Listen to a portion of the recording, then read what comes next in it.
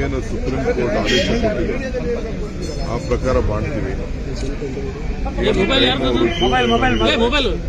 ಅಷ್ಟರೊಳಗಡೆ ಮಾಡಲಿಕ್ಕೆ ನಾವೆಲ್ಲ election commission state election commission ಅವ್ರದ್ದೇನೋ ಅಫಿಡವಿಟ್ ಫೈಲ್ ಮಾಡಿದ್ದಾರೆ, ಅದು ಅವ್ರು ಬಿಟ್ಟಿದೆ. ಸರ್ಕಾರ ನಾವೆಲ್ಲ ಥರದ ಆದೇಶ ಕೊಡ್ತೀವಿ. ನಮಗೆ ಜಿಲ್ಲಾ ಪಂಚಾಯತ್ ಎಲೆಕ್ಷನ್ ಆಗಬೇಕು, ತಾಲೂಕ್ ಪಂಚಾಯತ್ ಎಲೆಕ್ಷನ್ ಆಗಬೇಕು, ಎಲ್ಲರೂ ಕೂಡ ನಾವು ಏನು ಸಂವಿಧಾನದ 74th ಅಮೆಂಡ್ಮೆಂಟ್ ಪ್ರಕಾರ ಏನು ಮಾಡಬೇಕು ಅದಕ್ಕೆಲ್ಲ ಸಿದ್ಧತೆಯನ್ನು ನಾವು ಮಾಡ್ತೀವಿ. ಸ್ಟ್ರಕ್ಚರ್ಗೆ ಏನಿಲ್ಲ, ಕೆಲವೆಲ್ಲ ಅಬ್ಜೆಕ್ಷನ್ಸ್ ಆಗ್ತಾರೆ, ತಪ್ಪೇನಿದೆ, ಅವರವರ ವಿಚಾರದಲ್ಲಿ ಅಬ್ಜೆಕ್ಷನ್ ಆಗ್ತಾರೆ.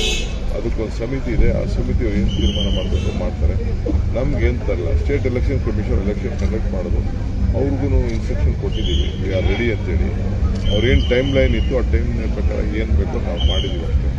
ಆಮೇಲೆ ಏನಾದ್ರು ಇದು ರಿಸರ್ವೇಷನಲ್ಲಿ ಕೆಲವು ಯಾರೋ ಕೂಗ್ತಾ ಇದ್ರು, ಅದೇನೋ ವುಮನ್ ಕಡಿಮೆ ಆಗಿದೆ ಜಾಸ್ತಿ ಆಗಿದೆ ಅಂತ, ಅದು ನಾನು ಗಮನಿಸಿಲ್ಲ, ನಾನು ನೋಡ್ತೀನಿ. ಅಂಥದ್ದೇನಾದ್ರು ರೆಕ್ಟಿಫಿಕೇಶನ್ ಅವ್ರಿಗೆ ಮಾಡಕ್ಕೆ ಹೇಳ್ತೀನಿ.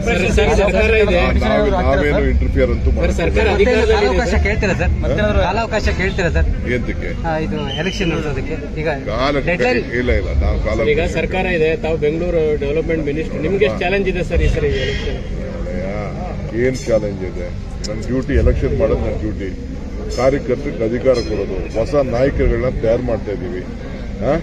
ಇದು ನಮ್ಮ ಡ್ಯೂಟಿ. ಚುನಾವಣೆಯಲ್ಲಿ ಎಲ್ಲರಿಗೂ ನಮಗೆ ಕಾನ್ಫಿಡೆನ್ಸ್ ಇದೆ, ನಾವು ಮಾಡಿರುವಂಥ ಕೆಲಸಕ್ಕೆ, ನಾವು ಕೊಟ್ಟಿರುವಂಥ ಗ್ಯಾರಂಟಿಗೆ ಬೆಂಗಳೂರನ್ನ ಬದಲಾವಣೆ ಮಾಡ್ತಾ ಇದ್ದೀವಿ.